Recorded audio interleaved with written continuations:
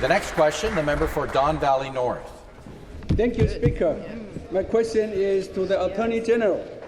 Speaker, my constituents, both landlords and tenants, often express their frustration with the delay at the Landlords and Tenants Board. Speaker, we currently have the national housing crisis. The long-term rental supply plays a vital role in tackling this issue. Sadly, we are seeing financial disaster caused by non-paying tenants would result in landlords have to either sell their property or move into short-term rentals.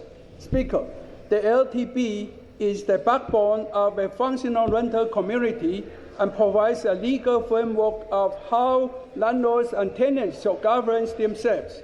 It is intended as a means of resolving disputes between both parties in a fair and timely manner.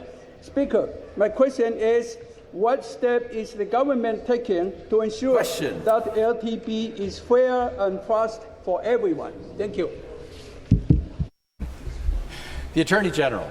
Mr. Speaker, and I want to thank the member from Don Valley North. He's clearly in touch with his constituents because we're hearing it from our constituents as well, Mr. Speaker. The Landlord-Tenant Board is an important part of our system, and I can tell you we're making progress because this government made investments last year that the NDP opposed. They made investments this year that the NDP opposed. We have doubled the number of adjudicators, Mr. Speaker. By the end of today, there will be 69 where there were 40 in June.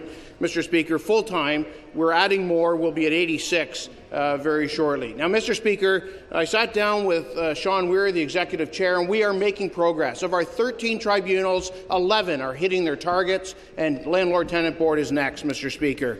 Of urgent matters, reviewed and processed September of last year, 964. September this year, 2,356. Mr. Speaker, 140% improvement. Mr. Speaker, in terms of scheduled hearings in last year, 49,000 scheduled hearings. This year so far, 70,000, a 40% increase, Mr. Speaker. I'll have more than supplementary.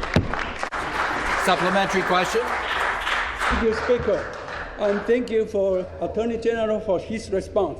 Speaker, since the pandemic, the issues of fraudulent rental applications and non-payment of rental rent have surged to historical high level.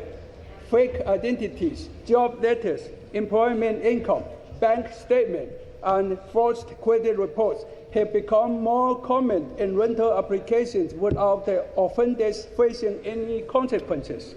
Speaker, those acts are not just hurting landlords. The impact of their behavior extends to honest, paying tenants as well. When landlords start to withdraw from long-term rentals, it limits their choice of housing and increases the cost of living. Speaker, can the Attorney General tell us what can be done to make sure those who break the law intentionally are held accountable to help restore public confidence in our justice system? Thank you. The Attorney General.